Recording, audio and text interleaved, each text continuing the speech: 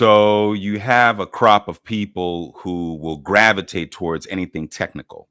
Any new technology, any form of it comes out, and all of a sudden people just gravitate to it because they want to be on top of the latest gimmicks and gadgets and that sort of thing. That's that group.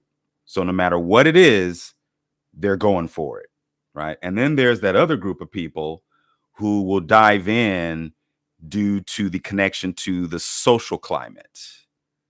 See, the social climate sort of pushes them in that direction. And immediately, you know where my mind goes? Cell phone.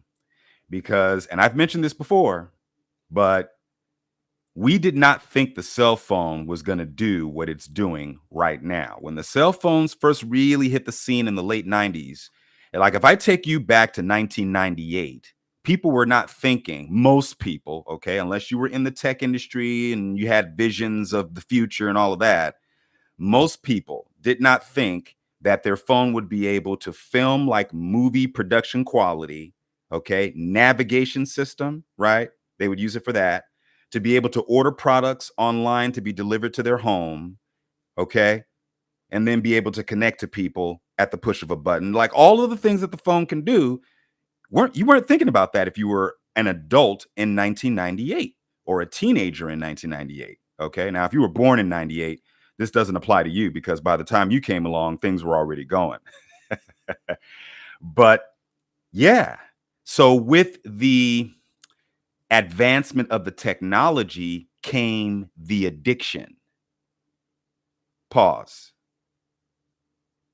With the advancement came the addiction. So much to the point to where you cannot put this down. You can't put it down. And you know what I'm talking about. So this is nothing outside of your range of thought here. Because if I take your phone away for 30 days, you'd lose it. We didn't see this in 1998.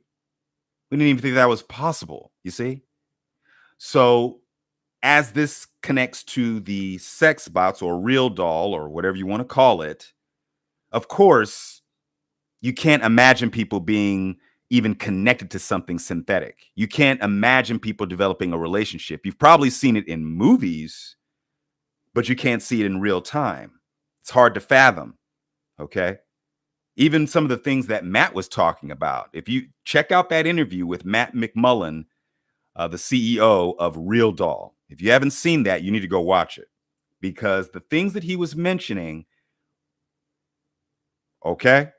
So again, as the technology advances comes the addiction because human beings tend to have a very addictive quality and they get slurped up by things so much because the 21st century has created this disconnect from existence. Yeah, I'm saying it. There's a disconnect. And so people are seeking connection. They're seeking fulfillment. And the things that they've decided to get it from are not giving it to them. So they continue to seek. It's like that dopamine hit. They keep getting the dopamine hit, but it's not working. It's not working because that won't give you fulfillment. Okay. So with these sex bots / real dolls, you imagine if the social climate continues to go in the direction that it's going, I can easily see, and I'm standing by this, straight men who go in that direction to get them. See? Straight men could be as big as buyers. So then you look at the job market. You think about what that's going to do on the positive side and the negative side. Because some people do actually want to do those hardcore jobs. Some people don't. Some people would rather those jobs be taken by somebody else. And in this case, the real doll or sex bot or whatever, the robotic is doing the job that you don't want to do. Okay. Then you think of the jobs that it takes from the person that wants to do them. But then you also think of the flip side where now you live longer because you're not doing those hardcore jobs.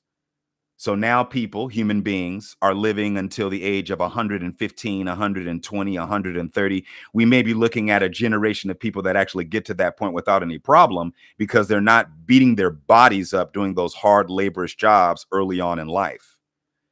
So there's a lot of pros and cons to all of this, you know, and you kind of have to look at it all because we're headed into a future that most people think will be very dark.